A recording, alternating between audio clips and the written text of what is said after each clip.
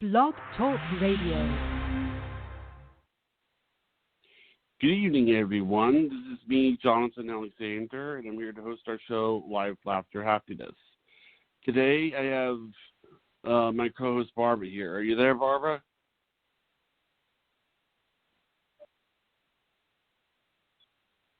Okay, Barbara, you there? Hello? Hi. Hi, Barbara, you there? Yes. And also, our other guests are Lori. Oh, hi. Are you there, Oh, Lori? I didn't know we were on air. Hi, everybody. Yeah. Happy birthday. Oh, Yeah. happy birthday, everybody. Wow. Okay. I'm still on hold. I didn't hear the show start. Great. And also, Tell me how Maureen. who's here. Lori, Marlene, Marlene, happy we have not birthday. heard from Joyce yet. So I'm going Happy to try to birthday, see. Lori, too. Yeah. And happy birthday, Marlene. Now, I'm going to try, but before we go further, I'm going to try to call Joyce, because Joyce is apparently not called in yet. Okay. So give you a second here. So, Thank you for that, what Barbara. is your, Thank you. of course. What is your sign, you guys? Gemini. Cool. Gemini. That even sounds cool. That's what I told Jonathan. Only the coolest people are born on this day. Very cool. I know some of the coolest ones then. You guys, this is amazing. I'm glad you all got together and were able to do this. It really meant a lot to Johnny, too. I have a The question. synchronicities just matched up really, really nice. And actually, it's the genesis of your show, Barbara, because I have called in now for, I guess, a year, maybe a little bit more, and you guys always offer up a big to-do for birthdays.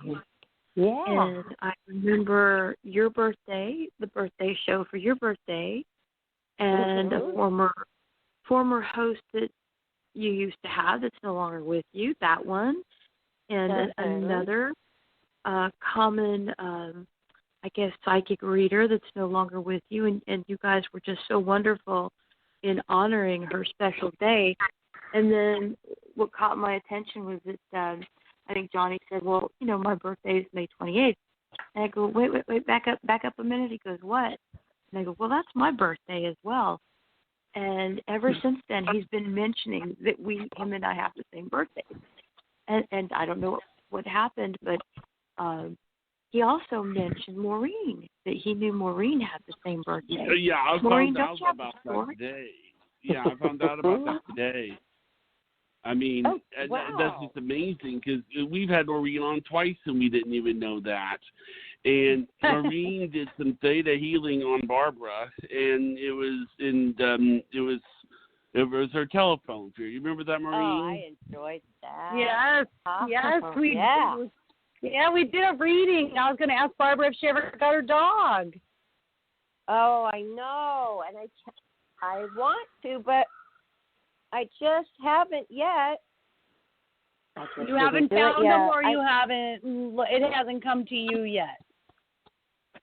Okay, thank you, because it's not that I don't want to or I have any doubts about having one. I actually don't know where to get this certain kind I like, but I don't even know what this certain kind I like is Joyce called. is right here. My Joyce? neighbor has one. But I don't even talk to the neighbors. I got Joyce here. Oh, Joyce, happy birthday. Happy birthday. Who's that? I don't know who I'm talking to. And we have 4 May 28th on right now, don't we? Yes. Can we please review who everybody is, and happy birthday to everyone. God bless us. Yes. Hi, Joyce. It's Maureen. Happy everybody. birthday. Hi, Maureen. Hi, Joyce. And let's see. Who else is there? Okay, tell me who else. Lori. Hi, this is Lori. Hi, Lori. Lori German. Happy birthday. And this is me. Same to you. That's Happy you. birthday. That's Johnny. And who else? Johnny, Lori. Wow. Yeah, Donna, Okay. Lori, and Barbara, Marlene. it's not the birthday today. Oh, terrific. Okay. Thank you. Hi, Geminis. Yes, absolutely. When you said What is your best trait, you guys? When Joyce heard that we were going to have 4 people on, she goes, there's like 12 people in the room. That's absolutely true. But one thing we all share in common is a very good mind. Is Barbara on the line with us also? Sure she Yes, is. I'm here. I was the one who said, Hi, what Bob. is your biggest trait? Hi. I said, happy birthday first to you, but it's hard to tell which voice is which, Joyce. But Yes. Thank you, Barbara. yes, I was asking everybody before you came on your sign, and they all say Gemini, so that is cool. And then I was asking, what is your biggest trait? And you were about to tell us about something that you all have in common. Okay, I think it's very hard for us to actually talk about ourselves in most cases. But I think if you think back to your either college or yearbook that you received in high school, what your friends wrote about you, if you had that little blurb, they say 3 or 4 things about you, those things are usually true. Like in my case, they said life is a party, which is true, intelligent, which is true, friend to all, which is true. I would go out of my way to make sure that if there was a person who was handicapped or sick or anything like that, I would go out of my way to be nice to that person. So those are the basic traits, and I can't believe that my friends were so smart that they said those things about me, which are all true. So that's my long answer to a short question. So, life is a party. Good traits, that's for sure. That's awesome. If we show up. In most cases, we don't show up, because we we have those 2 twins. You have the good twin who says, sure, I'd love to go to the party. And the other twin says, no, we're staying home. That's it. We have a conflict. It's like a conflict conflict going on inside. Yes. There's a lot of duality with a Gemini, and I don't know if you guys share this, but I'm a big advocate for right and wrong. So that's like a big characteristic for me is, like you were saying, I fight for the underdog. I fight for anyone who is being mistreated, and anyone who I want to show that empathy. So I think that's a big trait too. That's a really nice one. My mother, yearbook had on it was a mindful of logic, a very wordy lady, good-hearted, mindful of logic, and always has something to say. See how accurate? Jonathan, what did your yearbook say about you? Well, I don't really remember what my yearbook said, but I can tell you that we didn't do that in my yearbook. I will tell you that I heard a lot of things like whenever I told people on my birthday, they go like, "Oh, no wonder you're on radio." I forgot about wow. that. Right. Yeah. Of course, but, communication. I want to introduce another friend of ours. This is Vanessa, or I refer to her as the doctor because that's how she talks, because she's a brilliant. Let me introduce you to everybody, Vanessa. This is Joyce Keller. Hi, Vanessa. Hi, Joyce. And this is Lori. Lori, and this is Maureen Scanlan, and she does theta healing. And Maureen shares our birthday, as does Lori and Joyce. Oh my gosh! I've got happy birthday is all around. Hi there. But I wanted to say something because I know your birthday is not May 28th, Vanessa, but I'm going to say this. I don't know what it is. I don't know why this happens, but time and time again, you Aquariuses are a breath of fresh air. I mean, they're so easy to talk to. And what are you? Oh my Vanessa? goodness! You know what? I apologize for interrupting, but I'm surrounded by Aquariuses, so there's this really connection between Aquarius and Gemini. So both of my daughters are Aquarius, and so is my husband, and that's like the best match in the horoscope as far as compatibility and understanding. And what are you, Vanessa? So there you go. Wow, that's true. What sign are you? You there, Vanessa? Pardon? I am Aquarius, yes. I'm like, what? Yeah, obviously. Hi, Vanessa, by the way. I'm the lonely Leo over here. Everybody's forgotten about. I feel like I have a thorn in my paw. I heard you loud and clear. Hey, Barbara. Thank you. Hi. What a terrific group of people. There's so much blue in the conversation, which means that Archangel Michael is around. Yes. Oh, sure. Wow. Oh, that's beautiful. Yeah, Vanessa, there's a lot of blue. Could you give us a take on what you perceive to be the common denominator, intuitively, spiritually, or whatever comes to mind, just like Joyce was able to do? The common denominator? For the Geminis that are in your presence right now. Oh, well, unity leapt to mind. Unity has been very popular this year in my readings, but unity truly is here. I also see, they show me levels, so you have layers of, looks like energy fields that are all integrated and supported. This is a very lively, integrated group. The three birthday people, and then here's our Leo friend Barbara, and me. Everything that has been said about Aquarius being, I'll use this word, simpatico. I'm in Houston, Texas. Simpatico with Gemini. I have a friend since the first day of 7th grade with whom, I mean, look at all those decades, 40 years, and she is a Gemini, a June 9th baby, and we're still friends. That's amazing. Usually, Geminis like to discard people like tissues. We don't keep friends too long usually. I have to ask you all. Can I ask you all a question, please? And I think I may have asked earlier in the day. Do you all know when we were conceived and why?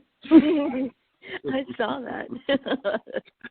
Labor Day. No. Yes, Labor Day. Yes, yay, yay. Oh, you know why? I will tell you this. Not to go to tangent, but they said the most popular birthdays somewhere in September because everybody is just wild on New Year's Eve, and everybody is just. That's right. That's right. Yes, I had a baby in September. My baby was born in September, so it's really true. We were celebrating Christmas. Yeah. but so I used to work in labor and delivery in a hospital, and I can honestly tell you, yes, that September was our busiest month. So I completely agree. The whole holiday from the end of December to the middle of January, that was the time for people to be conceiving.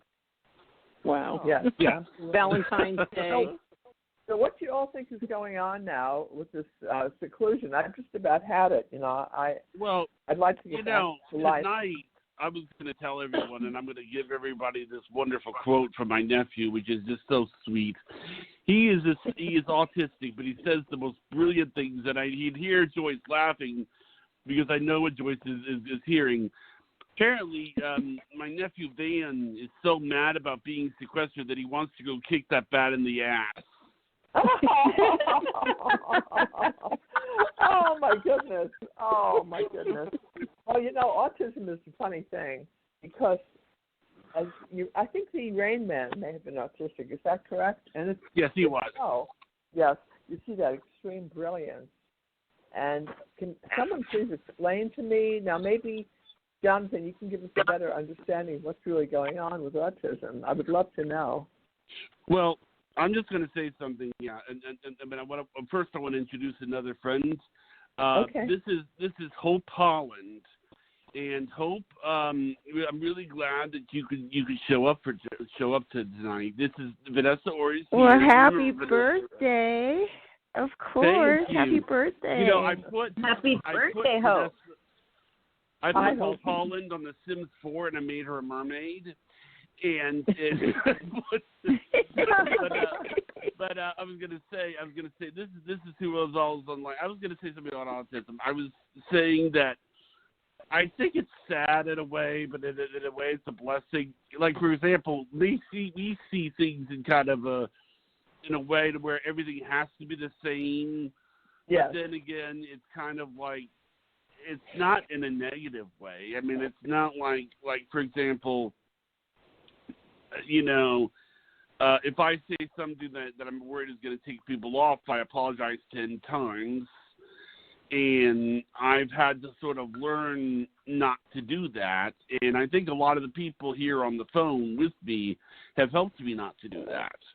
Maybe indirectly or indirectly. Am I right in saying that? Or yes, you came here to be who you are, and whatever that entails, you contracted to come here and live your purpose and be the person that you are. And so in whatever it is that you experience in your lifetime, and I hope you guys all agree with me, it's you being able to give those lessons and take those lessons for whatever reason. And it doesn't matter whether it's autism or there's dementia, there's Alzheimer's, there's all the whole spectrum of anything, anything mentally. It's who we are spiritually and why we came here and what we're supposed to learn. So you never need to apologize for who you are, Jonathan.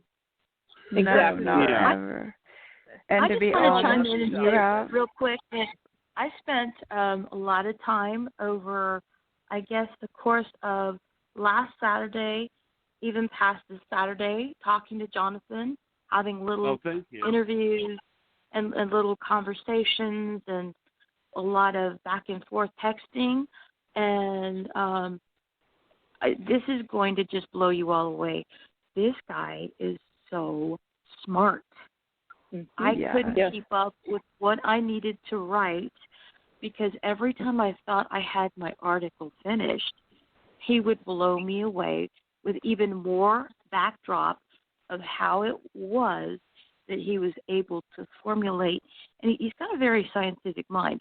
How he was able to do the research and do everything in such a way that it took me on an adventure from his childhood to present day Jonathan and all of the decisions that he has made throughout the course of that time. And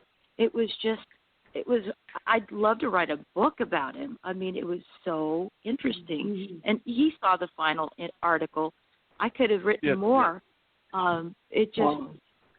Now, I'm curious. A lot of people goes have so many asked places. Me, a lot of people have asked me where you're going to publish this because I've been telling a lot of people about this. I showed it and we did a Blue Jeans thing today, for the family where they blew out the cake and But I'm just telling you, it's so funny. It's so funny. I mean, my nephew, he doesn't want to wear. Both of my nephews are autistic, but this one.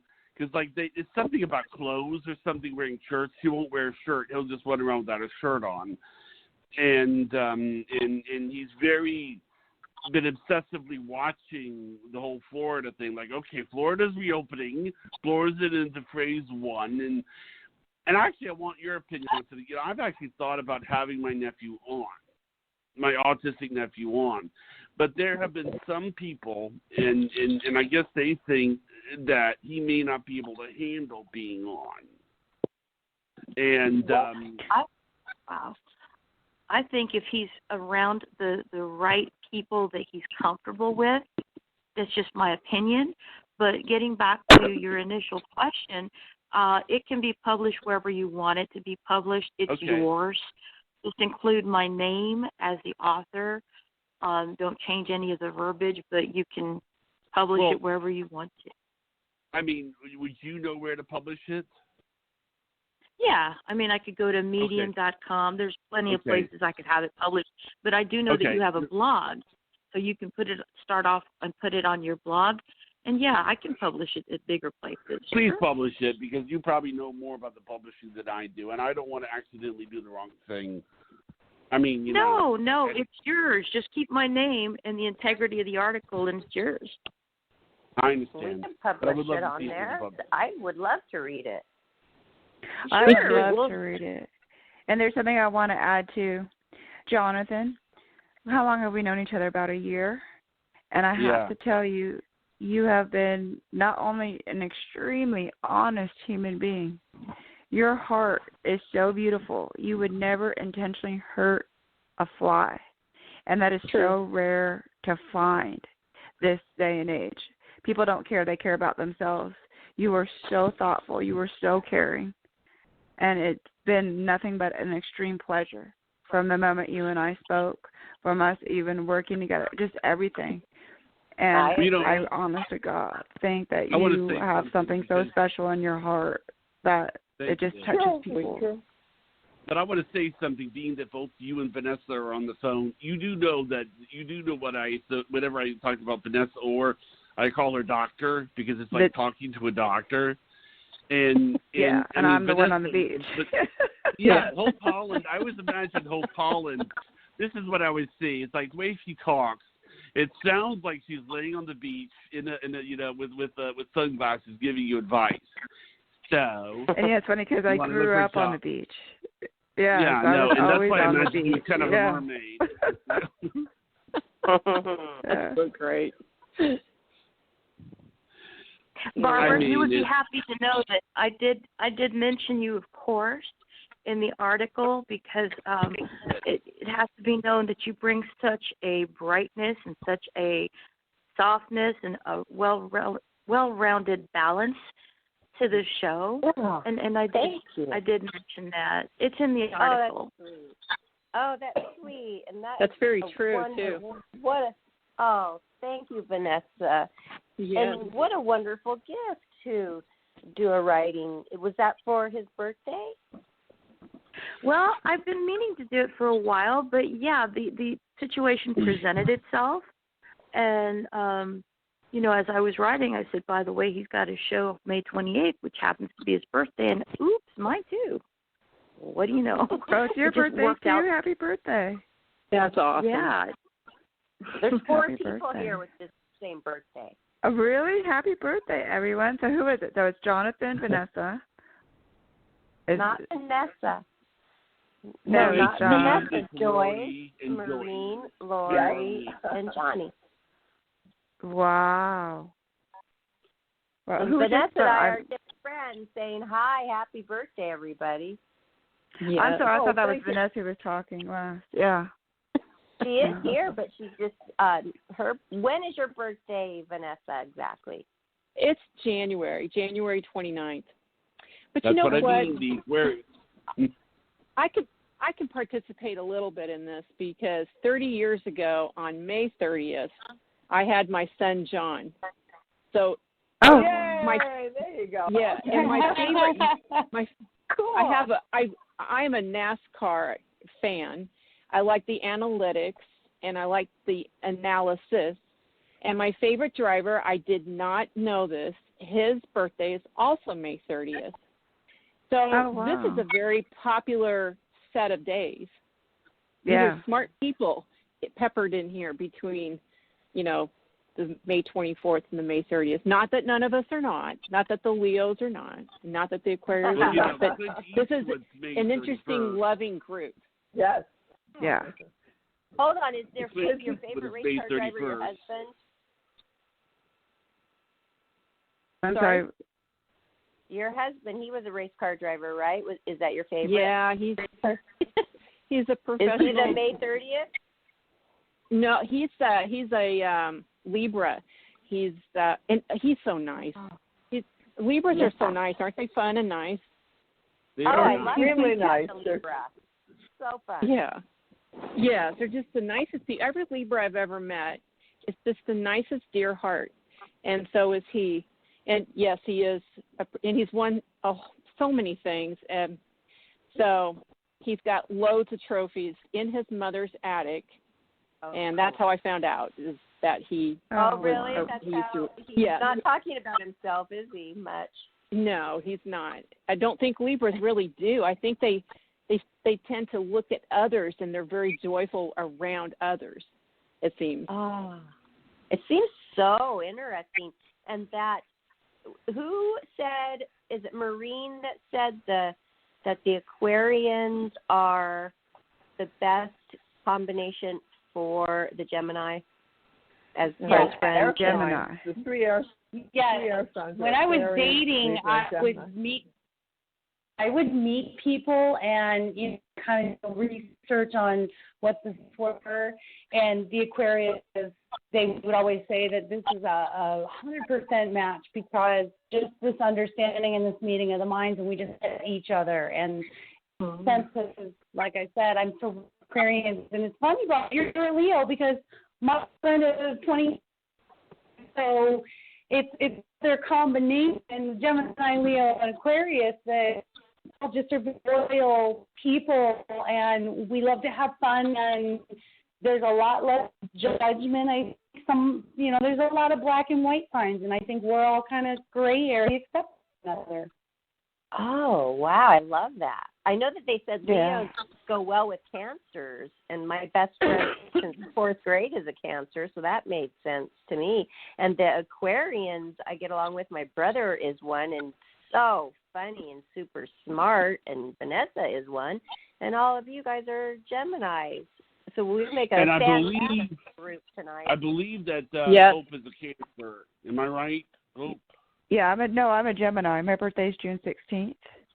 Oh, that's awesome. Oh. What an amazing collective.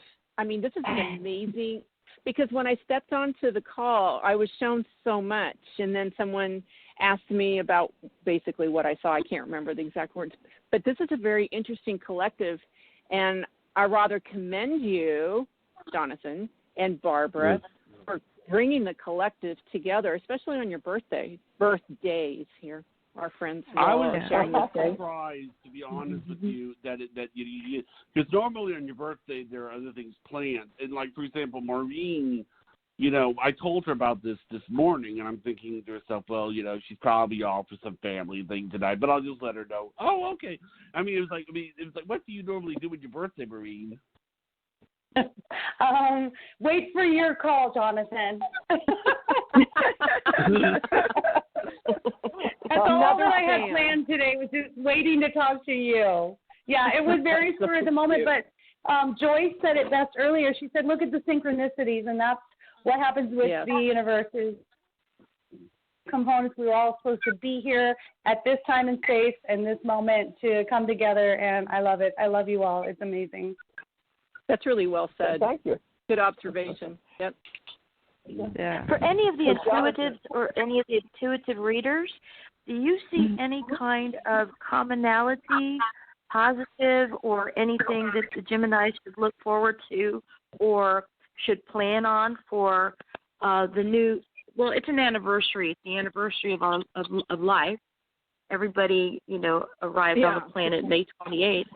So what would be, reset. I guess, a reset? That's a global theme. That's very, very true. But what do you see in particular for Geminis insofar as?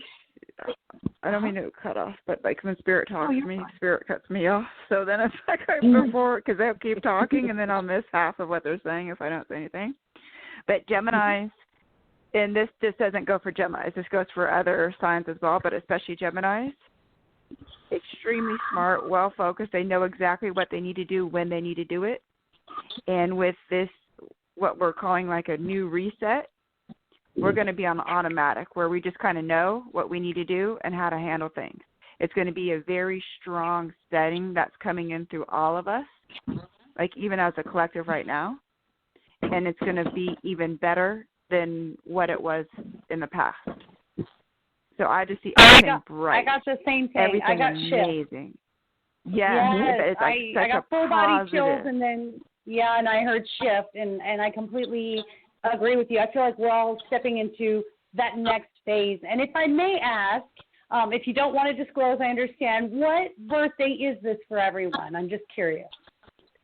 Mine's June 16th. 54. Oh, mine. 54. Yeah, I'm 54. 48. I'll be 47. And I'm 50. How interesting is that we're all kind of in this 45 and over, 45 to 55. Yes. Definitely. Yeah. Oh, I am wow, the you got eldest the big here, I think. typo. Wow. That's fun. Yeah. Well, I think it's been a know, long that's time waiting awesome. for me. There's different stages Wow. that people go through in their personalities. And I've heard, and I don't know if this is correct or not, please someone correct me, but you start going more into Taurus or start going more into other phases of your life as you go from 40s to 50s to 60s. Your Gemini personality starts jumping into different houses and different rising and different ascending. Can anybody shed light on that for me with regard to all of us being in the area? Right. The rising sign doesn't change. That stays the same. That's the ascendant, and that's based on the time of your birth. That is always the same. So if you know your precise birth time, you can figure it out that way. So, like for instance, if you're born at dawn, I was born around 6 o'clock in the morning. Your ascendant is the same as your birth date. Your rising sign would be Gemini. You're a double Gemini. So it changes every 2 hours. Every 2 hours of the day. Oh, wow. You know, moon changes every 2.5 days. I was born at 1:57 a.m. No, 1:52 a.m. You know, I was born at 6:03 a.m. I was born around that time, 5:25 p.m. That's what the birth certificate says, and it's so funny. I came out in 15 minutes, and wow. Well, I say that with pride to let all the mothers on the phone know. Oh wow, he let us off easy.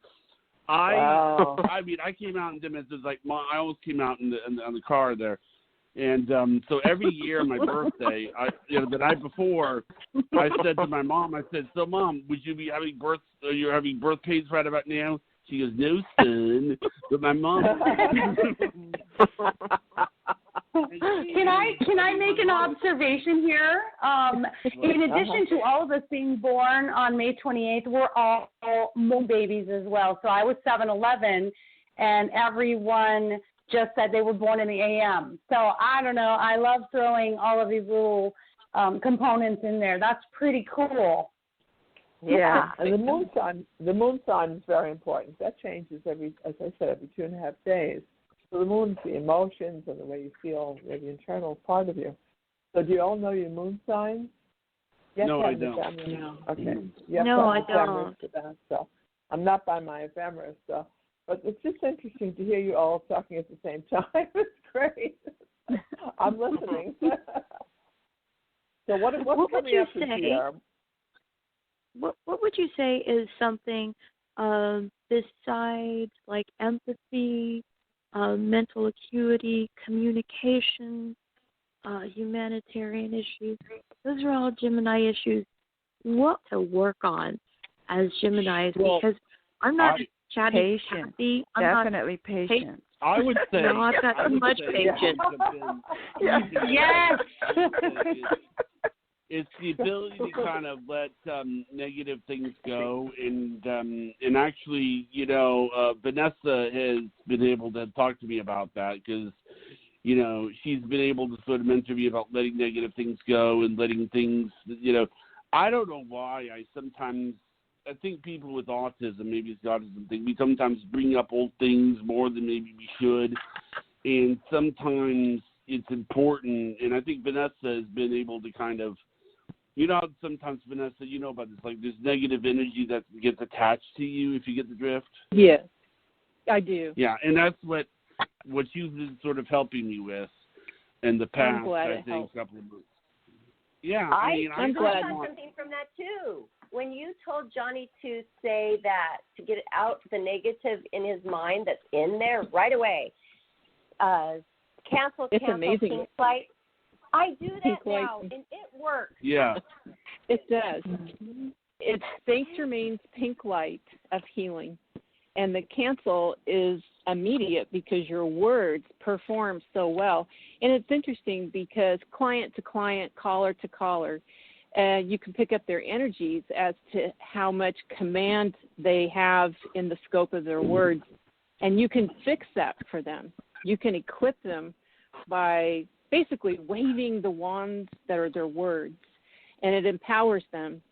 And I really think that gave, for example, Jonathan a voice when that tool was brought forward. Cancel, cancel, pink light, pink light. It is amazing how it works.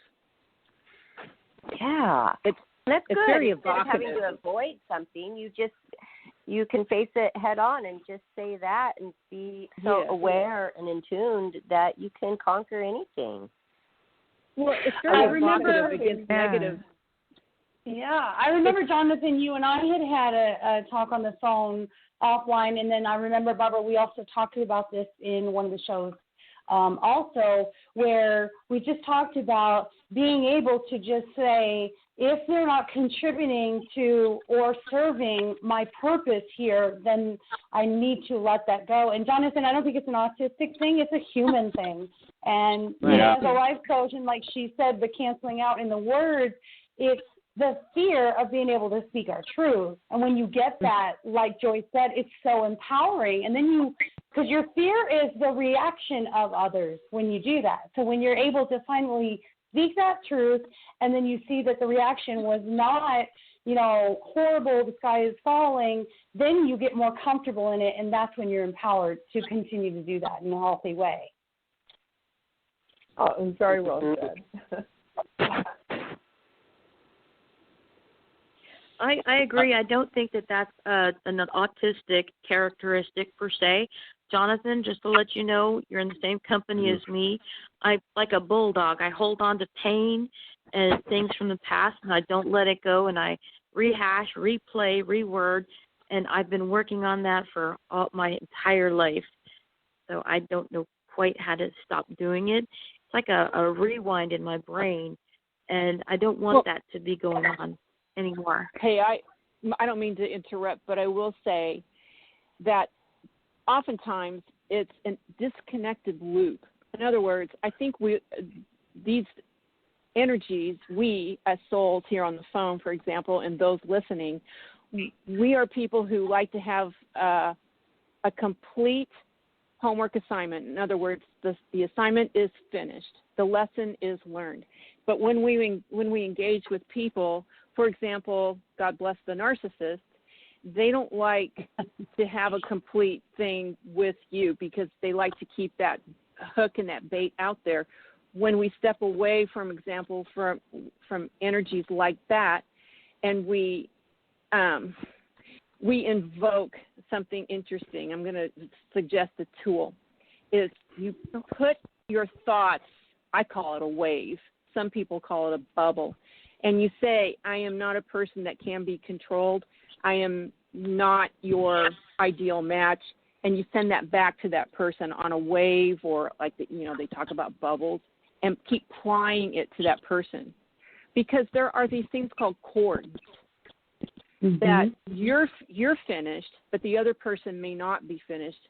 And I'm like you. I will go back there and revisit that dead thing, that dead event, and because I'm trying to make sense of it. I think that people who are listening and understand this is that we are logical, reasonable individuals, and we want an end to it. If we don't receive an end to it, we will revisit. By putting that thought in the bubble or on the waves and say, it is finished, I'm not revisiting this breath any longer, it starts to help build and cement the energy so that you won't go back and revisit. I will say that I'm a person that has done that. I completely understand that description of going back and revisiting, because it's not complete. It can be unrequited love. It can be injustice. It can be a lie that was told about you, defamation of character. Yes. Yeah. I did the same thing for so many years. Right. I completely agree. And in the psychology world, they'll call that attachment.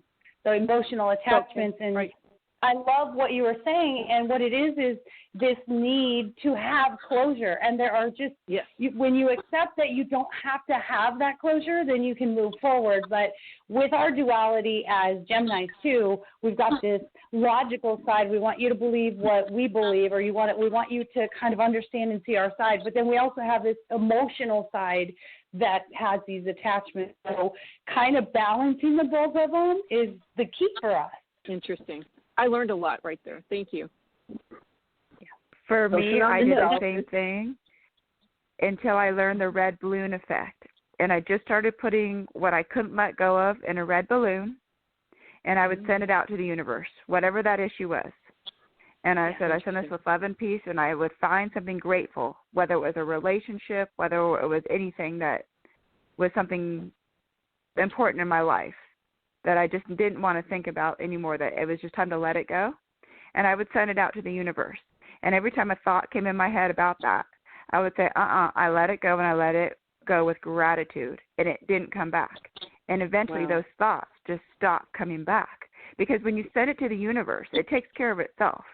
And when you add gratitude about it, you kind of don't need to figure it out, because you're already grateful for what happened, and you needed to go through whatever it was that you needed to go through to learn a certain lesson in order for you to move forward.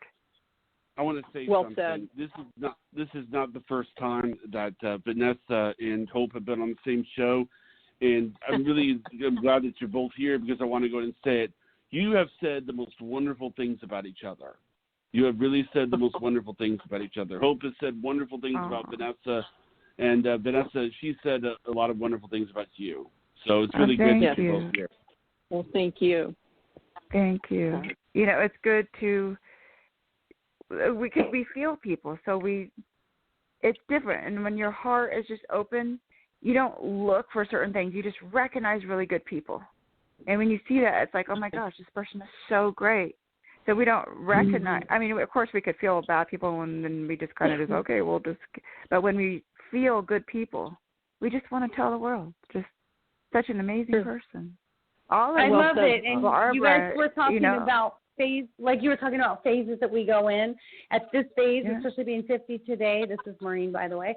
I love what you just said about that, because don't you recognize at this point in your life, like, I feel souls.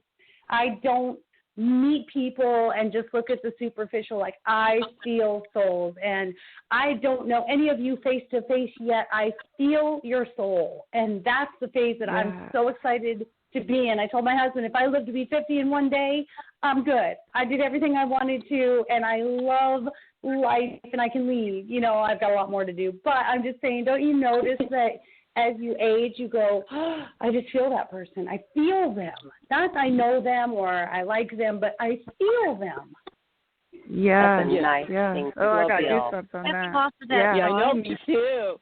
Me too. Capping off of that thought, I wanted to know, whoever the intuitives are, capping off of that last thought, what sentence or two sentences would you have for each one of the Geminis going forward in 2020, from now to 2021?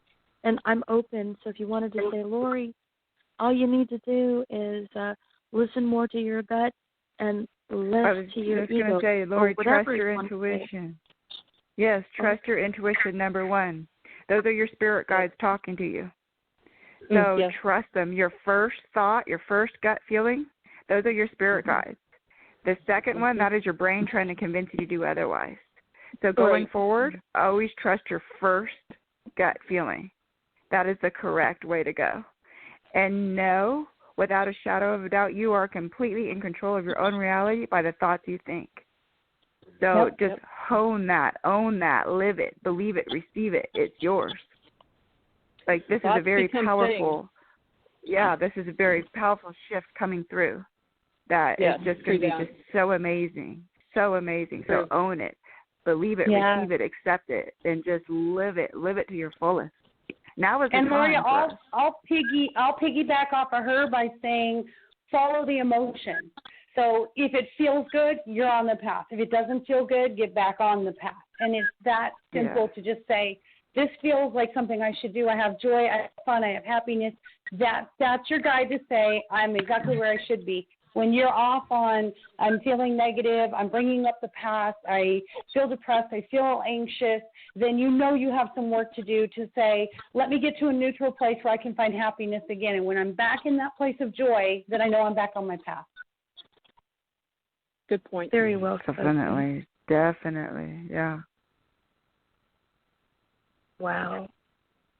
That's awesome, and that's absolutely correct about me because my stomach feels like it wants to explode. I have such stomach pain. Barbara, you there? Yes, I said, Oh, okay. Yeah. I feel like there's a lot of good energy with all of you. I feel like this is going to be a really good year for you what guys. happens when a bunch of people Yeah, I keep very, getting very chills. I intuitive, love it. or people who are very, very intuitive wind up doing the same room. I'm just curious because, I know a lot of joking people who would want to make a joke and say, well, let's make them all play poker, but I'm curious. They're all psychic. What happens when they play poker? But I'm just saying, what does happen? Like if we were all in the same room. I don't know. I want to take you all to the horse races. That's what I need to do. People used to take me to the horse races, Barbara. Back in college, I had people that would take and I would pick them. But the only time that I couldn't pick the horses correctly is if I bet. My guides wouldn't let me. But people would take me to the races, and they would place 1, 2, 3. Oh, wow. Okay. It's not like the trifecta. Yeah. That's amazing. Oh, my God. No, you know what it is? We're raising each other's vibration, so it feels very good. We're all raising each other's vibration right now. Yeah. And so it all feels really good. Yeah. And the interesting part is that everybody has a different piece, so there's no hierarchy. Everybody has a piece that they give, and I don't have the horse race or the poker gift, but I see dead people, so okay. Yes. That's another question I have. I have another question I have for the mediums. What happens when you walk past the graveyard, or if a bunch of you were to get together and walk past the graveyard? I bring them. Well, I can't have a phone with me because they attach to my electronic devices. Oh, but I definitely yes, and I scared my daughter half to death. It was horrible, and it's like, Whitney, you have the gift too. One day you will come into it. Yeah. But I brought a phone, and I should have known better. But it turned really scary. Electrical devices don't do well. I did see a dead woman the other day at Lowe's parking lot. And so I wanted to double test to make sure what I'd seen. So I contacted a friend of mine last night, and this friend of mine is very intuitive. And I sent her a drawing of the woman. The woman was just staring at me in the parking lot at Lowe's, and then she just vanished. Mm-hmm. And I can't. Now, here's what the problem is that this trusted friend of mine, she's originally from England, and I think I've talked to Jonathan about her, but she was abducted by a UFO, and she does have an implant. And so we have a tendency to not quite agree, and I thought for sure I'd have an agreement on what I saw at the Lowe's parking lot. This was just like Monday, I think, because, I go to Lowe's a lot. And she says that I'm wrong. But about the implant? Sorry? About the implant or the drawing? No, I'm sorry. I don't mean to confuse you. The dead woman that I saw in the parking lot at Lowe's. And since I brought this up, what do you all pick up? Was that a dead woman that was staring at me in the parking lot and then vanished? Yes. Yeah. So that's why I didn't understand. Yeah. And I thought that she had an implant. I was like, oh, I'm so glad we're bringing it up. Because I talked to Jonathan about UFOs and aliens a lot. Yes. And I'm like, good, another one. Yeah. Yes. Even though I think it's Can I ask everybody, so this is kind of a new gift for me that I didn't understand I had for a while, and I had to learn how to hone it. So, Jonathan, to your question, I was in the graveyard in Tombstone, Arizona, and, there's a lot of history in Tombstone and a lot of deaths, more murders, nationwide, one year than the entire country. And as I was in the graveyard, and this was years ago before I understood this gift and what I was what I was supposed to be told, and I would get physically ill, like someone punched me in the stomach, and it would literally bring me to my knees. May I interrupt you really quickly? Else? You were jumped. You were Say that again? You were jumped. Oh, really? This is Vanessa speaking. What is this that? This is Vanessa speaking. I am also a physical medium. You were jumped by a spirit. And you know what's weird is I felt like Barbara was too. I felt like, Barbara, you were pushed at some point in your life. Yeah. Does that make sense to what I'm saying? Too. Yeah. Wow. You were completely pushed. Yeah. Wow. And my husband, they do that. My husband was with me, and he said, "I feel like you were," because I've always felt like that was a past life. I felt like I knew Tombstone. I walked into the birdcage. It was familiar. There's a picture on the wall, the only one with no name, no date, no information, and I looked at it, and I knew it was me. And when I go in there, it's like that smell when you walk into your parents' house where you grew up. And then as we were walking through the graveyard, my husband said, I feel like you were one of them, and you were so attached to the town and to the people.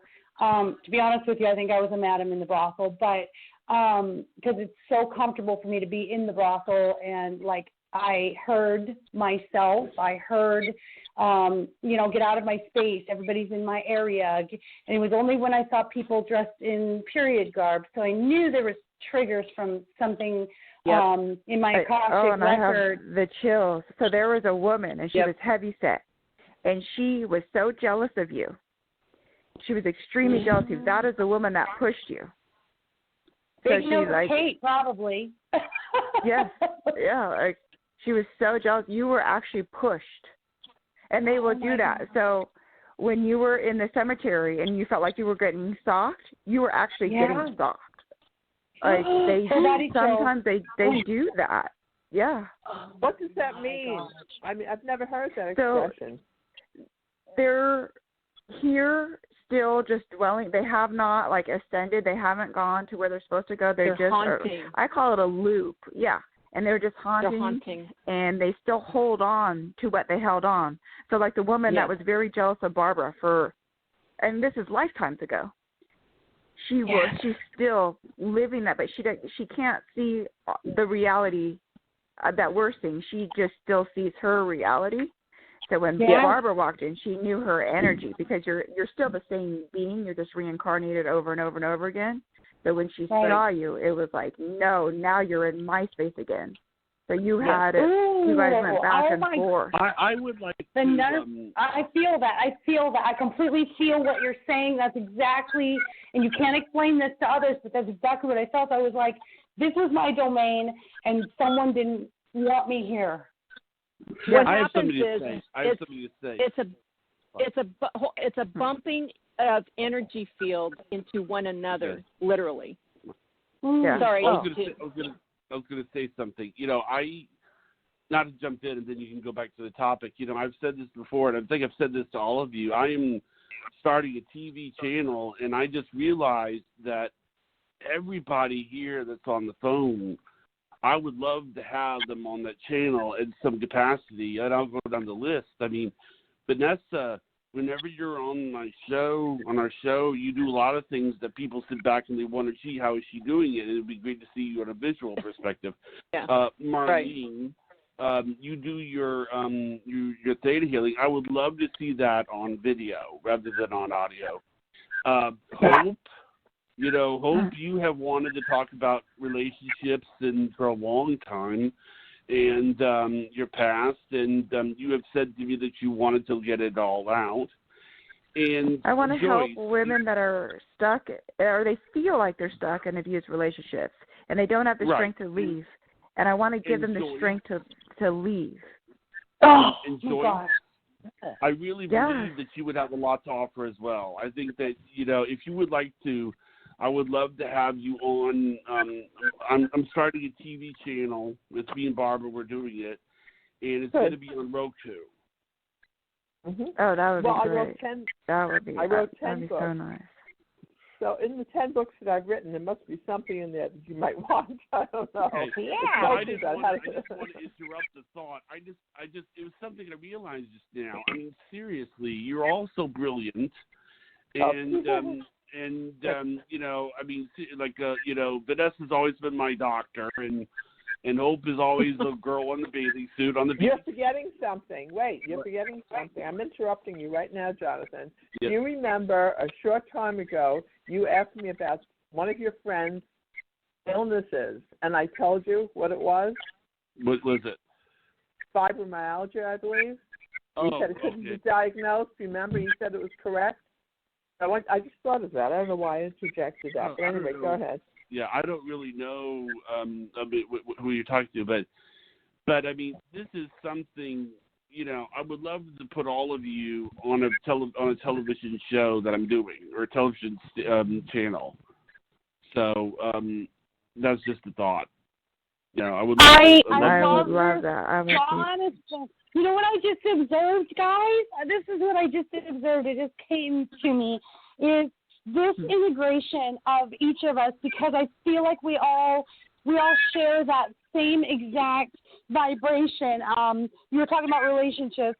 My next book is about relationships, and Vanessa with her abilities, and Joyce with her abilities, and Hope. I love that this is like, I feel like we're integrated, like we're like one. This is crazy. Don't think I'm crazy. You know how you hear that word all the time. But I feel like there's like 6 of us, but we're like one soul, just like split into 6 places. I just see this integration, and I'm loving this, Jonathan. That's what you were saying, is like everyone together, we all have this combination that is like magic when you're all together.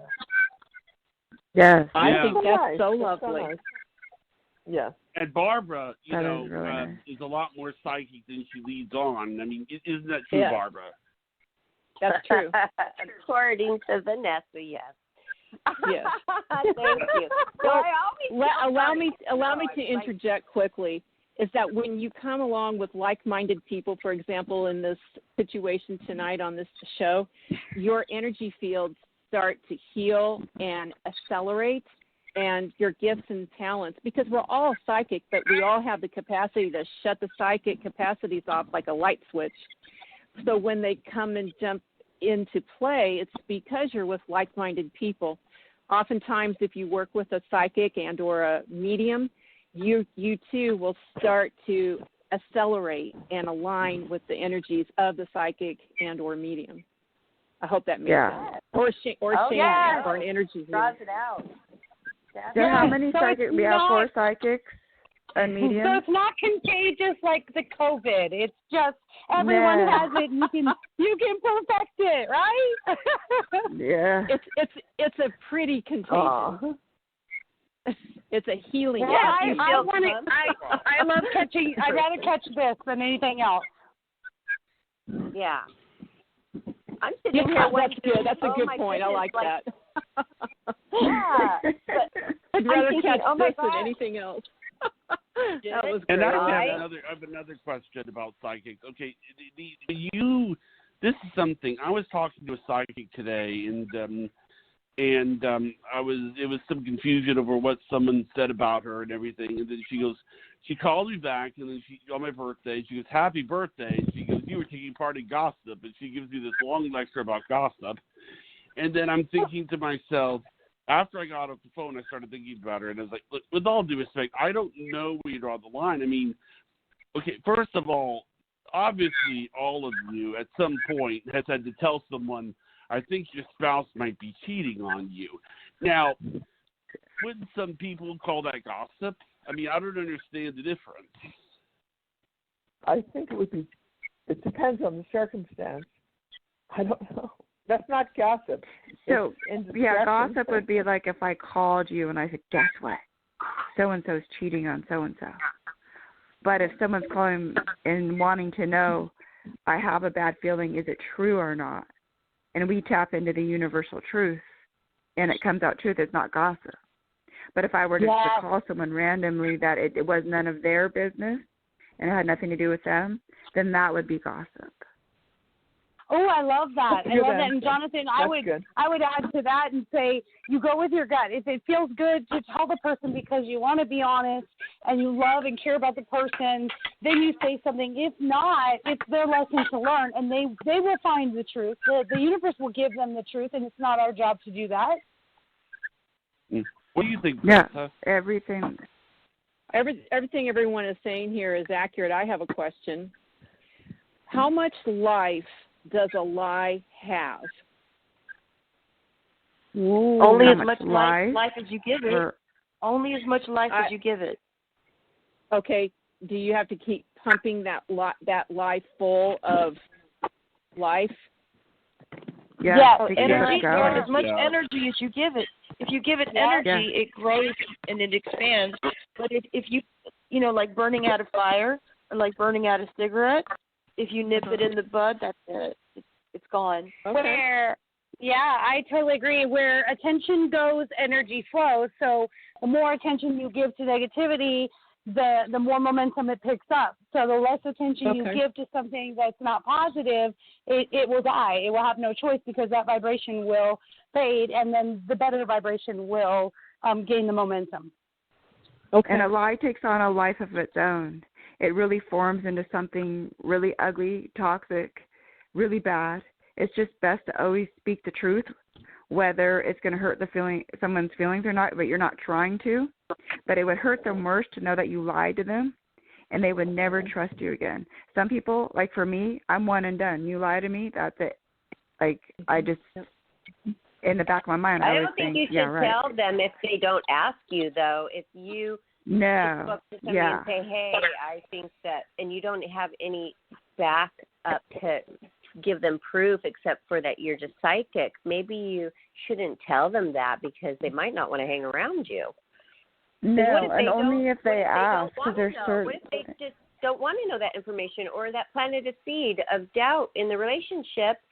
So I know you're breaking a code of ethics if you tell them that and they don't ask you. So as a psychic medium, you have to live by a code of ethics, and you can't just go give readings to people that are not asking for them, because you are truly breaking a code. It's a universal code of ethics, and I would be terrified I would lose my gift. So I always try to stay on the line of code of ethics, and people, sometimes they just don't want to know the truth, and that's okay, and they're living in bliss not knowing the truth.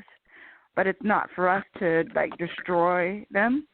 But if they come to us wanting to know the truth, this is our gift. I agree, because they have to be in a place of being receptive. So you're only going to be given what they can be receptive to hearing. So when I do spirit guide readings and I receive the messages, I know that the person in front of me is ready and receptive. Otherwise, their spirit team wouldn't give that to me to give to them. So I love that you say that. You're not adding anything in there, and you'll know when they're ready to receive that. Yes. What do you do in the situation where there is energies around you? Like, I'll give you an example. My house is 30 years old, and there's all kinds of spirit activity, everywhere. Lights yes, on, I feel it. And your daughter knows it too. And what? I can feel your daughter knows it too. Your daughter? I have a daughter. Oh, I thought this was Barbara. I'm so bad with I always the Lori. Okay. You and Barbara sound the same on the phone for some reason. Oh, thank you. Barbara, your house was filled with spirits. The 30-year-old house it's contained in the ground. This activity. Can I ask? Is the house on a hill? Yes. Yeah. There's a lot of activity. There's a gentleman. Let's see. Okay. Have you seen a white silhouette out front of your house? Yeah, something like to girl. turn the lights off and on. Yeah. Yes, that's understandable. This is a very busy entity. This girl out, it looks like a girl or at least just a young female who is searching on, if you and I are standing at your front door, she goes to the right of you and me. And I want to say that's north, but I'm not going to go out that far on the limb. But she's being chased, by the way. Do you ever hear wailing and boots? Yeah. Yes. This needs to be interrupted. Speak to the girl. Ask her to go to the light. Tell her the light is asking for her and that the light is magnetic. She's searching. She rather comes around you because she seeks you as family. As I'm telling you this, I'm getting Kundalini confirmation, which we refer to as Barbara Moore chills. So I'm getting the confirmation on that. She's looking. I'm picking up stuff on Barbara too. That after this, please don't let me forget because Spirit keeps talking to me about Barbara as well. That Barbara, you've had a lot of encounters with spirits. Yes. Even living with them. I was going to ask you guys, should I be afraid of them? Because I no. But I know your daughter can see them. They're back again? Yeah, well, because I feel like you've had... And pushed down the staircase, and then I saw the ghost. For the first time, I saw two ghosts right out here, and this lady was rotting. Her body was rotting. She died in the apartment next to mine. I saw her and a little child and a dog. So, 3 ghosts. So this is 3 spirit encounters that I know about that I really was aware of, that there was no doubt. Should I be afraid? Because that's what I was picking up. Right. One suffocated me the first time, almost, and then... Yeah, they do that. They will throttle you. Spirits will throttle you. So I know that you sage, but send them to just keep sending them to the light, and you will feel like something in your energy, like this doesn't feel good, like your heart will start pounding. And if it doesn't feel good, then just kindly just send them to the light. Ask for a white light of protection. Ask that your house be protected. So you have your grid, and that also helps too. Yeah. I'm not afraid, actually. But I just feel I feel them all around you. So that's why I kept picking up that you had spirits. So that's why I thought it was you talking. Yeah. Actually, I it's not just this house. It was at my other house as well. This is Lori again, and I seem to be a spirit magnet. I would just like to be like everyone else and get a good night's sleep, but it's way too loud. It's way too loud. And have you asked them to leave you alone at night? You can set boundaries with them. Oh, yeah, I do. I started off nicely, and now it's firmly. The invocation. Vanessa, have you told her about your grid thing that you have that goes from one? Yeah, no, I haven't. But I did send one to Barbara, and I put grids down on properties. I do it all the time. I send grids out to people everywhere. And what they do is, like, they do establish a boundary, but you also, as you put the grid in, as you place each set of stones, set of crystals, you say, I'm placing this grid and you are leaving. And as you finish with the last set of stones, you say, I am now placing the last set of crystals. You have to leave in 5 seconds. And they will leave. It's interesting. I feel like that is your answer, Lori. Yeah, I feel like that is your answer. Yeah, it's a grid of black tourmaline, selenite, and pyrite. And sometimes Spirit leads me to add other crystals to that. For example, if there's unforgiveness or if someone's unable to conceive, I will add rose quartz. And in the center of the grid I always add a very powerful stone as a connector or generator, and I usually select a selenite tower. And none of these crystals need to be rejuvenated or regenerated or cleared, because the black tourmaline performs without that requirement. Selenite continually cleans and it doesn't need to be revised, but pyrite does. It's a prosperity grid too. So if money seems to not stay in its checking account, or house repairs or office situations are just hemorrhaging checking accounts or the accounting, this is an excellent way to talk to and reestablish financial platforms. It's interesting because I put down another grid here at this property in Houston in March. It was March 30th. And this neighbor who was always shooting at my horses for like 10, 12, he just moved. Thank God. It's amazing how they work. I have so many clients across the United States who buy my grids, and I sent 5 grids to an attorney up north, and this attorney is so happy. Things are so much better. Like, money is staying in the checking account. He has a housemate that's able to study for her LSATs now. She hasn't been able to study at all for law school or LSATs.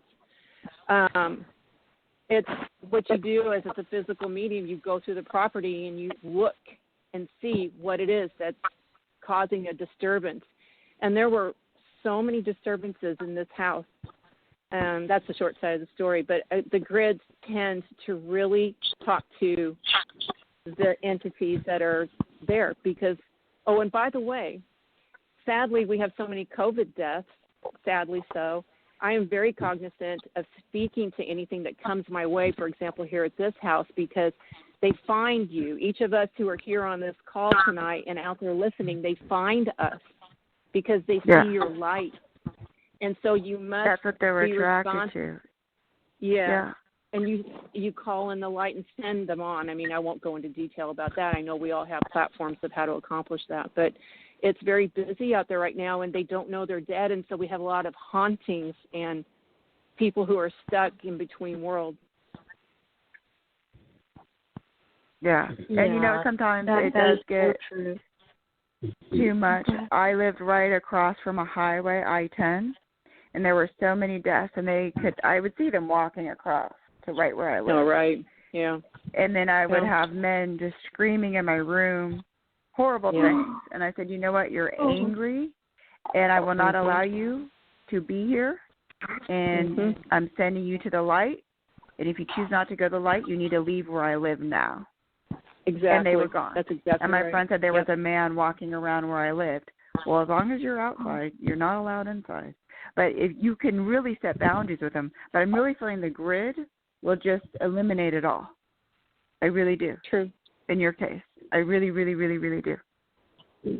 Like, I'm getting this really strong feeling. Can I ask a question of any of you? Since I'm a medium and I don't see the actual spirits that are still here. I see, those who have passed, and they give me messages. So tell me about this, and I feel like everyone is kind of connected in this way. What do you do? I know that my son has a gift, and he has had it since he was a baby. He would talk to spirits in the crib. We had a lady that died at 101 in our home, and he would talk to, he's named after my grandfather. So what do you do with children who, like, he's 21 now, how do you get them to embrace that gift without fear? He will on his own time. We have time. I will say that the only thing I'm going to say to that, even though I don't really consider myself that much of a psychic, I think that when I took a parapsychology course in college, and I began to see people who were educated. When I say educated, I mean like PhDs, talking about paranormal events, and it does happen. You'll see somebody who is very educated, paranormal PhD, from an accredited school and everything, talking about an event, and suddenly it's like, what? You know, you don't really have anything else but to listen to it because put value in someone's education, then what do we do? You know, so I would say that, like my father, for example, is sort of 50-50. You know, he's 50-50 skeptic, 50, believer. And he's heard some wonderful experiences. He's like, he was a psychiatrist for many, many years. And, you know,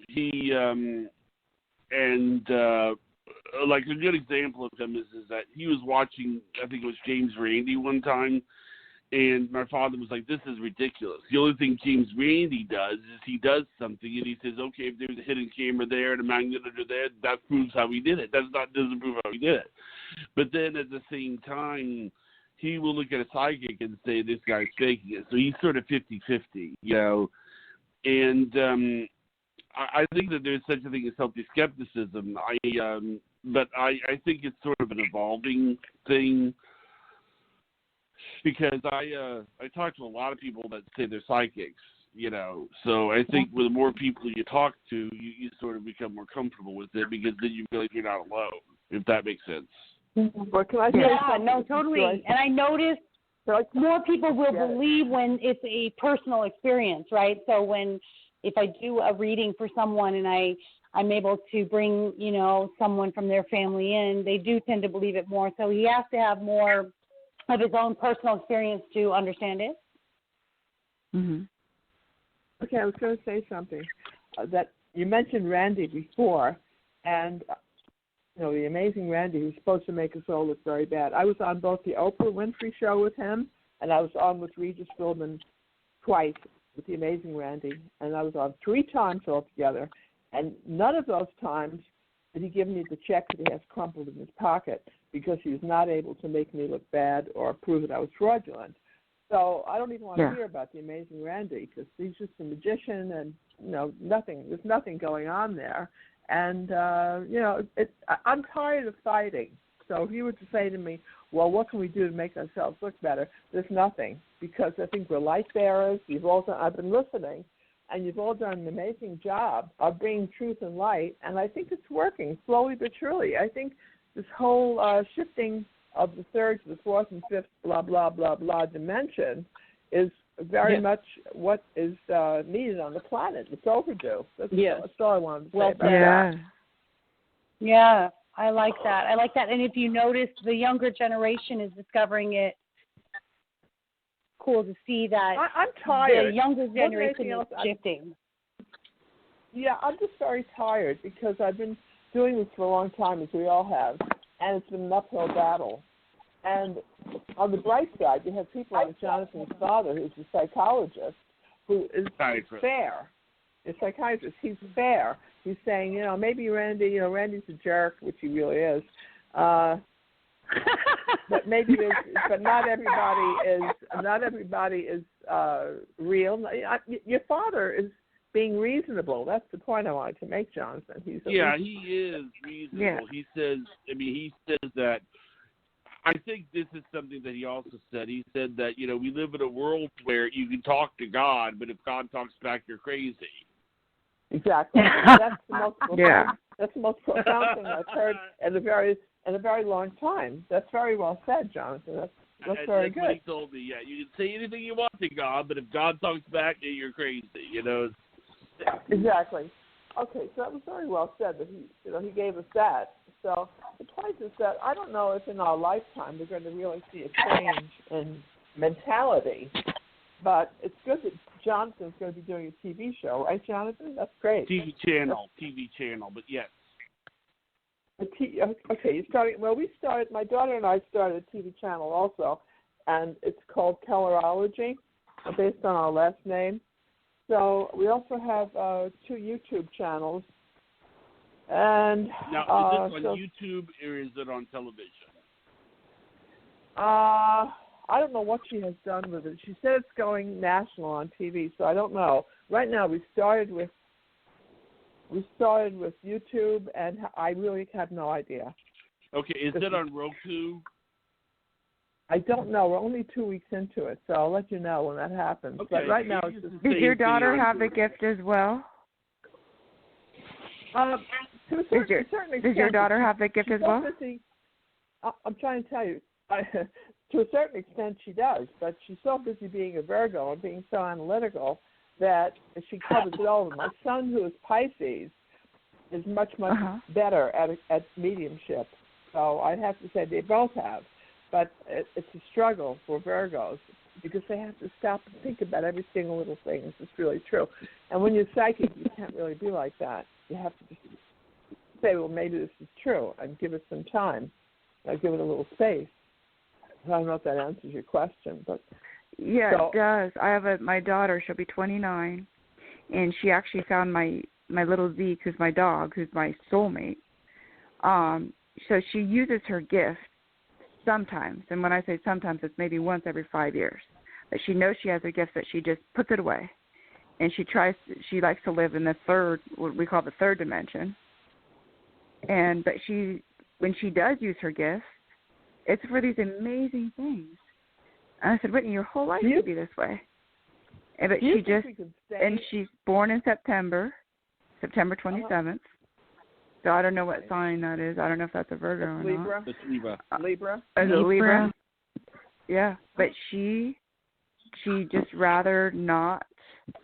She said, I see the judgment, and I said, you don't have to be scared of the judgment. Just live your truth. And if this is your truth, live it. And I'm thinking one day, I bet she's almost 30, one day she'll maybe have an awakening, and then she'll know that that's her purpose. But other than that, I just kind of leave it alone. Yeah. They're very analytical people. It's an air sign, and they're going to judge and balance, and they're going to be charming, pleasant, and sweet, and you're going to love them. But they're not going to give you the right time of day about anything psychic. Don't forget that. That's not going to like one thing I am grateful for she knew was what Bleak was.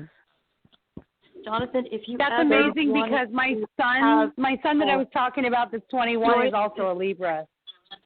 Oh, really? If you ever wanted to have Joyce's son on, Jonathan, the show, I've had a reading by Joyce's son, and he comes on, with both barrels.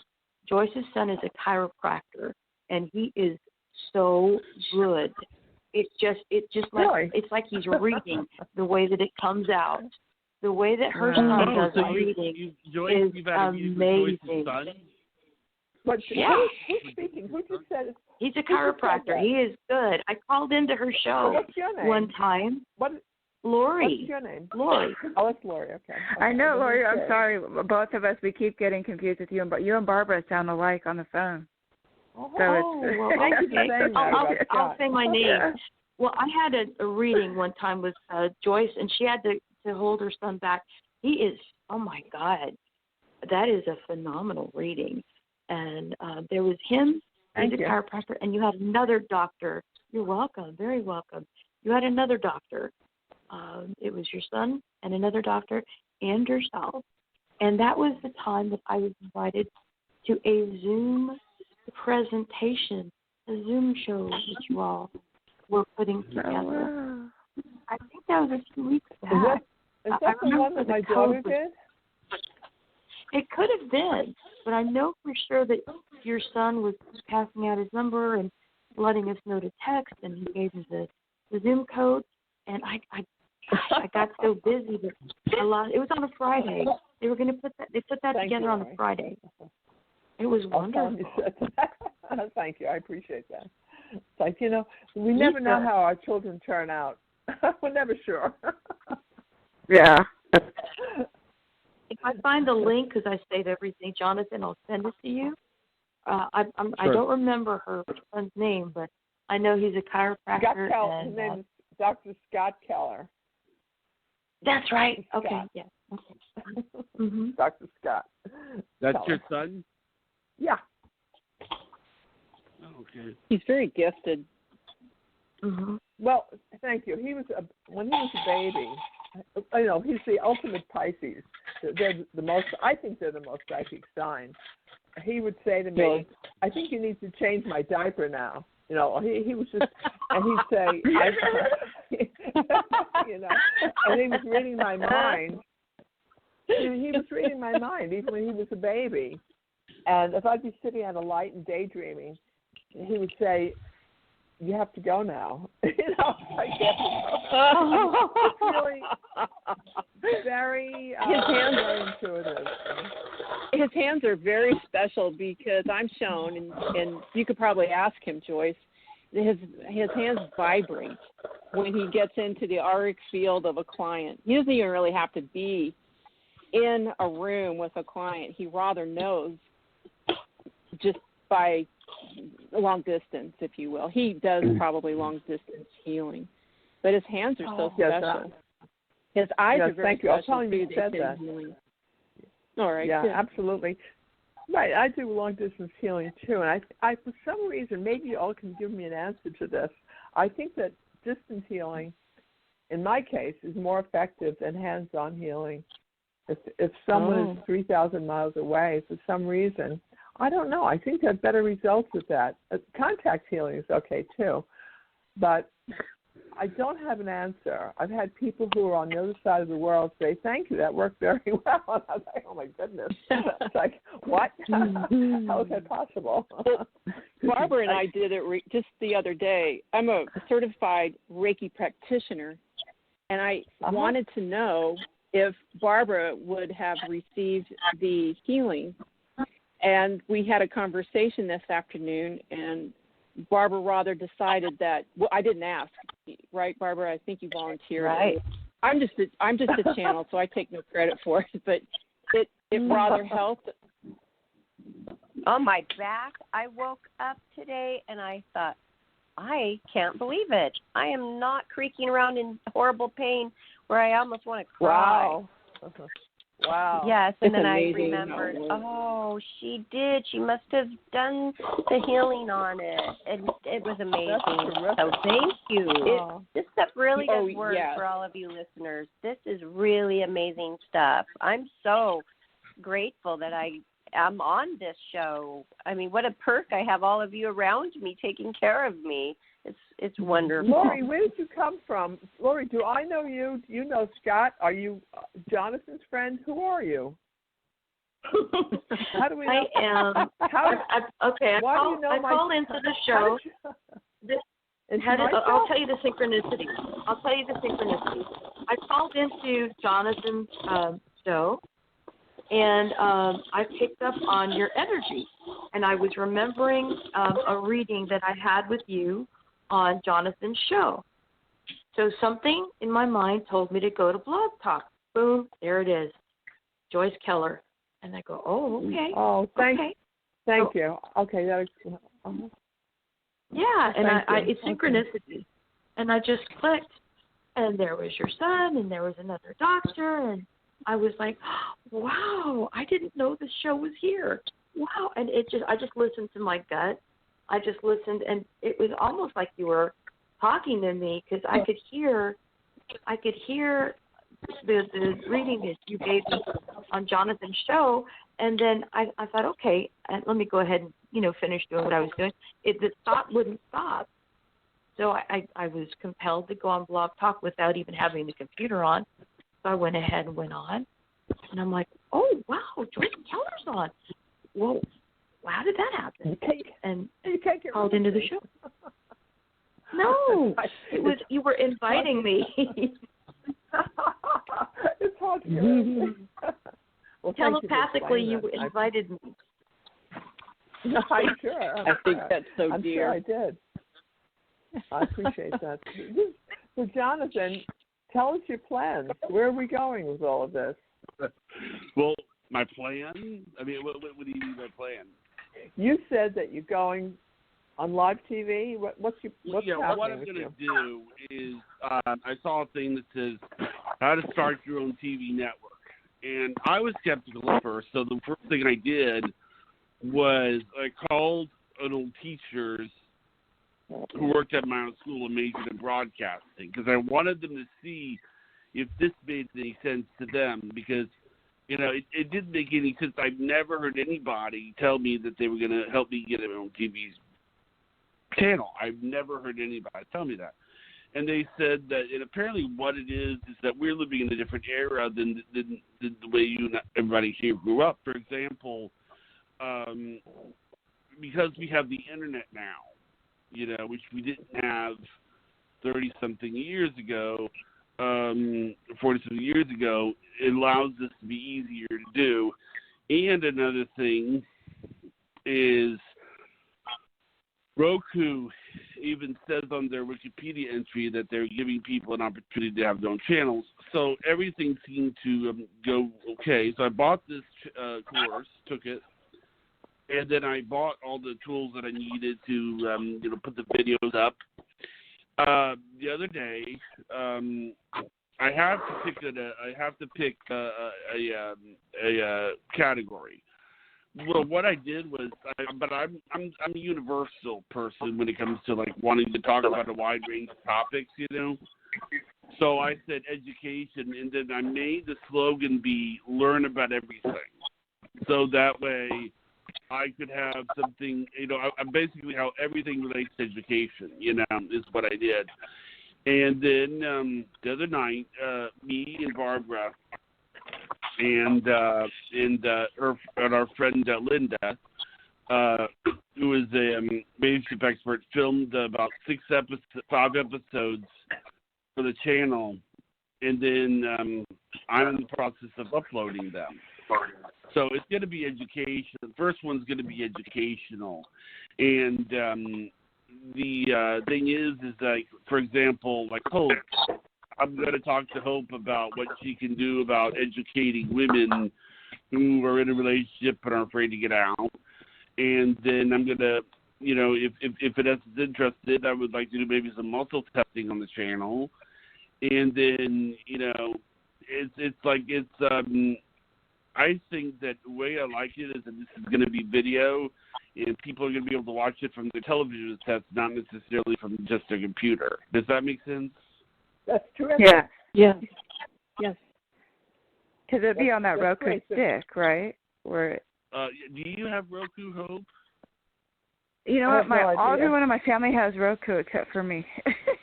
I don't understand how it works. Everybody has Roku? Okay, then they can check out the channel, because I'm going to need about 100 reviews. So you might help me get those 100 reviews. Okay, but, yeah, everyone in my family has it, and I'm the only one that doesn't have it. And I'm like, I wouldn't know what to do. Like, I could read energy. I could talk to people that have passed on, but I couldn't figure out a Roku stick.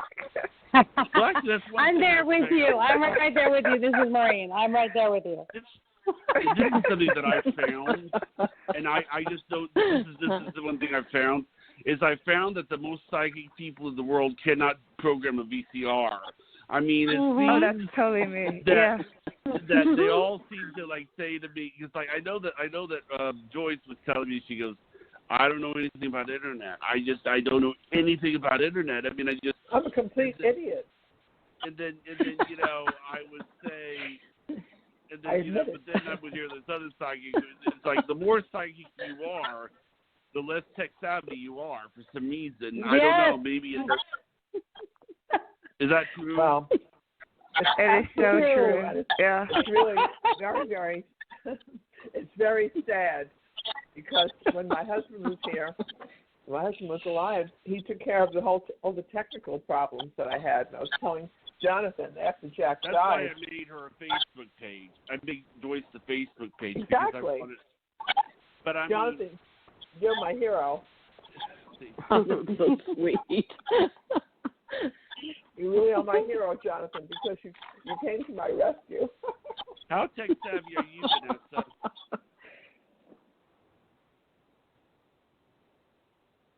How tech savvy are you, Vanessa? Did we lose Vanessa?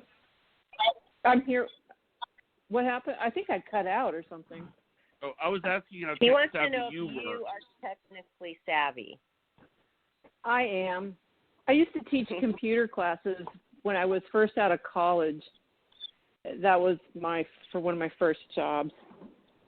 Oh, okay. And you're Because really I had great offered with one numbers. time to make you a Facebook page, but you weren't Numbers interested. are fun. Okay. I'm sorry, I'm eating birthday cake all by myself.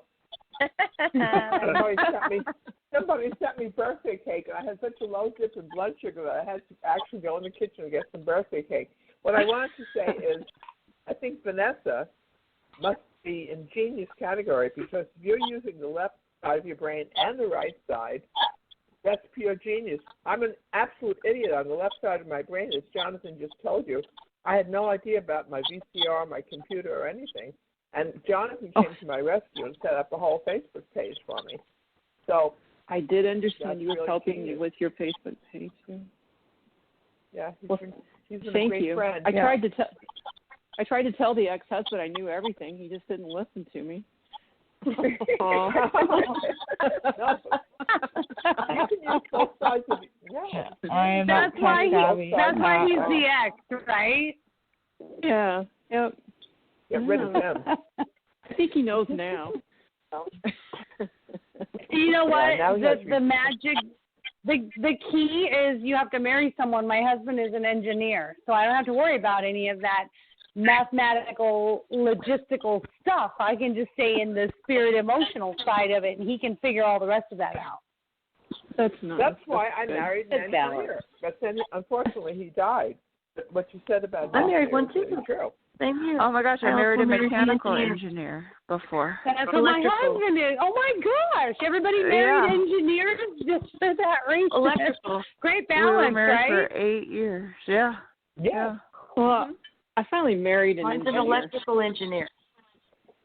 Oh my gosh, that is hilarious. So Everybody was funny. married to an engineer. Yeah, Well, what I find interesting so about funny. that, is that, you know, how you're always saying it's left brain, right brain.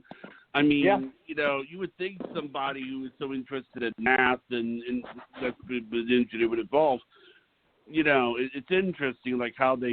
But what I find interesting is that these men, they're all like, you know, mathematical and everything, but then they're like, you know, it's like it's like. I mean, you wouldn't think they would have anything in common, but then, you know, it's like, wow. I mean, you know, they love their wives and everything, so it's amazing. It's a yin and yang balance. It's that twin flame kind of balance that you have to have, and it's so cool that I just heard that everybody pretty much has engineers in their lives because we're the emotional genius and they're the logical genius, so it's a great mix. It really is. You know, I thought I had died and gone to heaven. When I was in college, I worked for 150 engineers. I worked at a defense plant, and I was surrounded by engineers. And because I was very young, I actually had my pick of the litter. I said, which engineer do I want? And I chose one, and I married him. So I thought they were just the most. But let me tell you, engineers are pathetic people in many ways. They don't know that it's wrong to have one black sock and one green sock. They think that's okay, or they can. They don't have. Oh my God! Okay, this is Maureen, and my husband is literally sitting here listening to this conversation and grinning and shaking his head. He's like, "Yeah, that's true." But you know what? A lot of times their heads are so far up, you know what, that they don't remember the most simple, basic things. Like I would give out their checks, and they would forget to open the payroll check. You know, they would say, my check is here, and they would just put it on the desk and forget about it and go back to calculations. So they were very, I mean, I find that mentality really fascinating. How can you be so out of touch? That's the engineering mind from what I can see. It's just totally brilliant. Like the aeronautics engineers we're dealing with now. And I do hope that they take off on Saturday. I don't know if they're going to, but hopefully they can and they will. Who thinks they're going to take my off husband on Saturday? They're very regimented, where us as Geminis, we're kind of fly by the seat of our pants, and whatever happens. So it works really well because I've never had to go to the grocery store and get toilet paper through this entire quarantine. So I'm appreciating he's good. He's good at the checklist, and I can just sit at home and be my spiritual life coaching author, write my book self.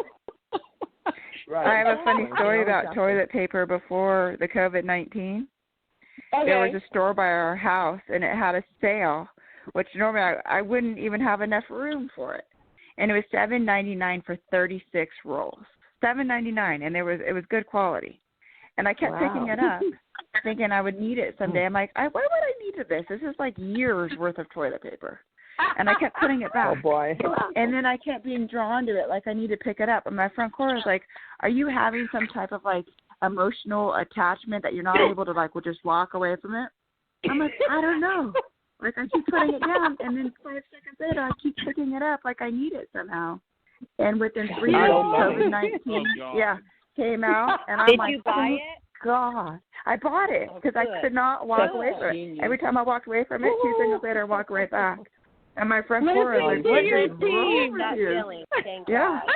Listen to your spirit team, no matter how minute it may seem. Let your spirit team guide you. I love that you got it. You're like, okay, I guess I'm supposed to get it. So just listen to them. They know this is... Yeah. And all I'm thinking about is where am I going to put 36 rolls, you know?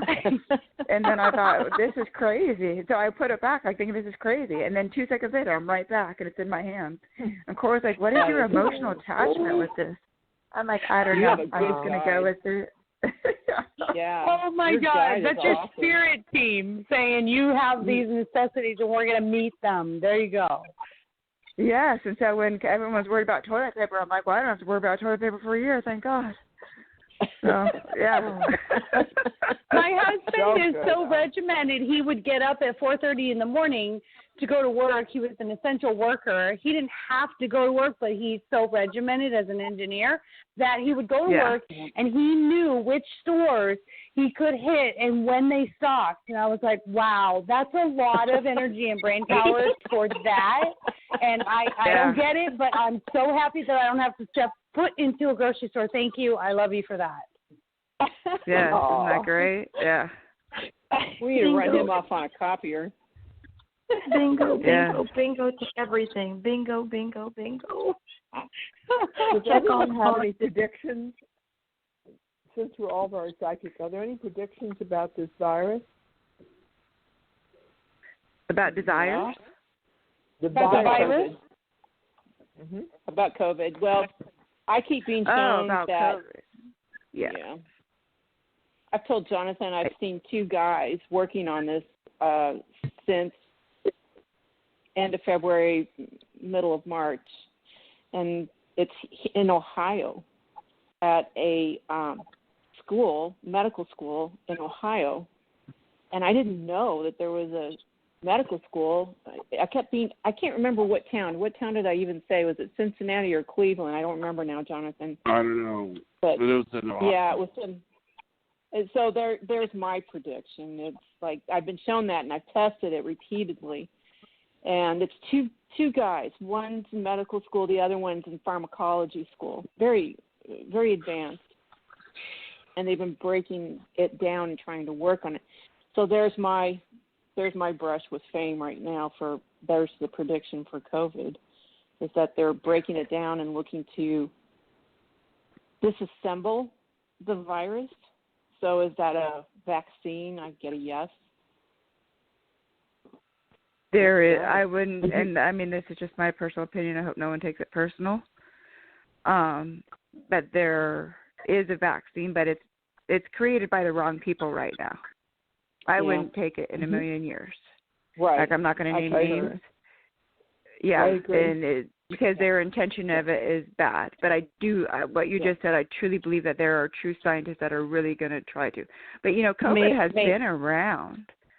COVID is part of the SARS family.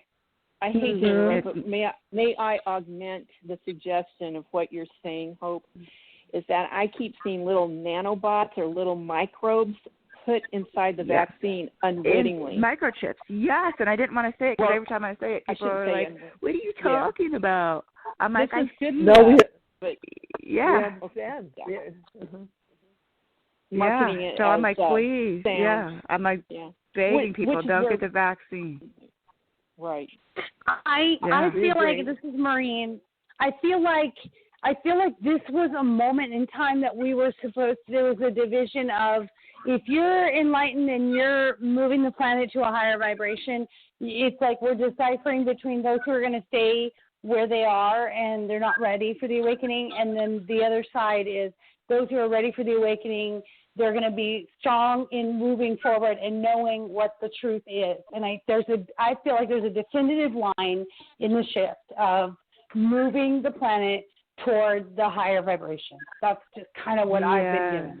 No, I agree. And I agree too. And I've been doing a lot of inner work instead of freaking. So I have a friend and she's just paranoid so bad about COVID. And I said, you're living in fear. And that is what they want you to do. I said, step outside of the fear and live within yourself. Honest to God, but not only when I go out in public do I even think about COVID. It doesn't live in my reality. What lives in my reality is what I choose to live in my reality. And I know that the COVID exists. Of course, I wear masks, and protect myself if I have to go out. I try not to go out, but I'm not living in fear, and I've never lived in fear of it.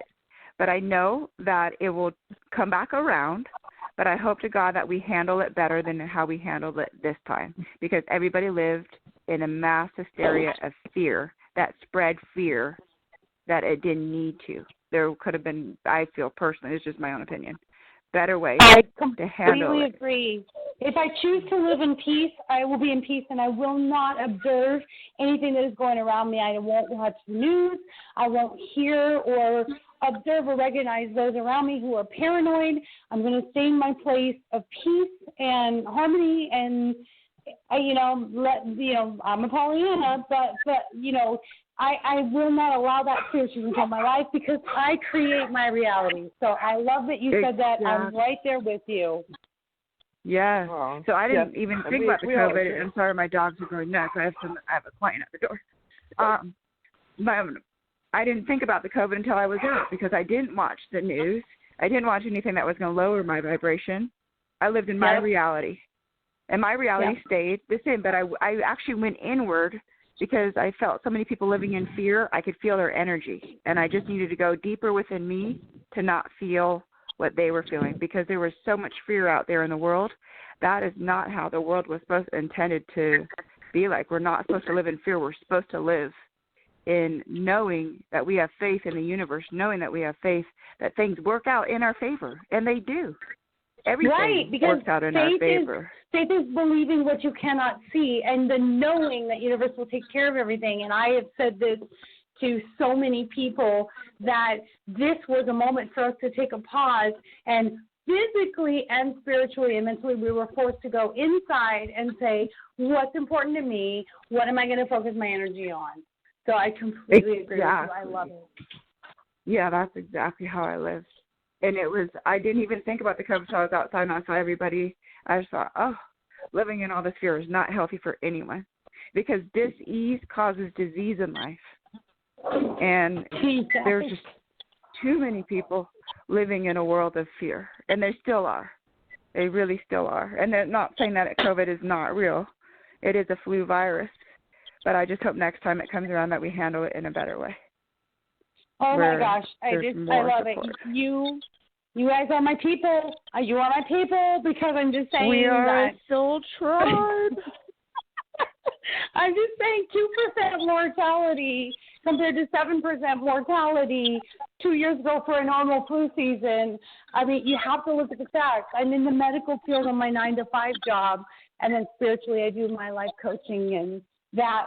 So I see both sides of it. So medically I see the facts. I understand the facts, but they're not what I know of what Spirit tells me or what my inner being says to me. And so this duality, again, being a Gemini, you go, well, I know you see this, but that's not really what it is. Yeah, exactly. Yeah. Jonathan, you're so quiet. No, I'm fine. I'm just sitting here listening to everybody. This is great. I mean, I just say that I think we have about a few minutes left, but I thanks everybody for coming on for everyone's birthday. Thank you for doing that. Well, thank you for having us. Happy birthday, everybody, and know that you guys are so loved, so blessed, so supported, everything good is coming. I just feel it. I just feel it was so fun listening to all of you guys, and there is a special energy, that's for sure, with the group, especially the birthday people. You just always are so happy on the birthday, and it's so fun to have all of you together in one place. I think Jonathan really was Jonathan, special. you're a great host. Thank you. Thank you. Yeah, and thank you guys so much. And it was such a blessing with you, working with you girls again, and talking to you, and just thank you for raising my vibration tonight. Just thank you so much, my gosh. all of you. Yeah, I want to say, you guys, this is the best birthday gift I could have ever received on my 50th, and this is something that I will never forget, and that you all are a part of this journey, my growth, and raising my vibration. I'm so grateful for all of you. This is Maureen, in case you didn't know. Thank you for just being here and being a part of my world, my time, space, reality right now. I'm so grateful for all of you. Thank you, Barbara. Honored to be here. Thank you, Jonathan. Thank you, Joyce. Thank you, Vanessa. Thank you, Maureen. And thank you, Hope. I just want to say that I was able to learn a lot. And by the same token, I was also just so humbled and so blessed to be. I wrote something in the article about what Jonathan wants to do with this podcast. And this is going to be one of the things that I saw that he would like to do, which is grab a point in time where people are at, and, maybe 100 years from now, somebody will be able to listen to this podcast and be able to get something in their hearts like we're feeling now, but for them to feel what we're feeling now 100 years from now, that those emotions of that vibration can transcend generations. Because I'm going to hold this forever in my heart. Full body chills. Yes. 100 years from now, changing humanity. Exactly. Love it. It was my honor. Thank you for the privilege to be here tonight. Good night. Thank you, Thank Vanessa. you for coming. Thank you, Good night, you guys. Thank you so much, everyone. Happy birthday, everyone. Celebrate. Happy birthday to us. Happy birthday. Thank you. Happy birthday, everybody. I don't know any of you, but I love all of you. Oh, we love you too.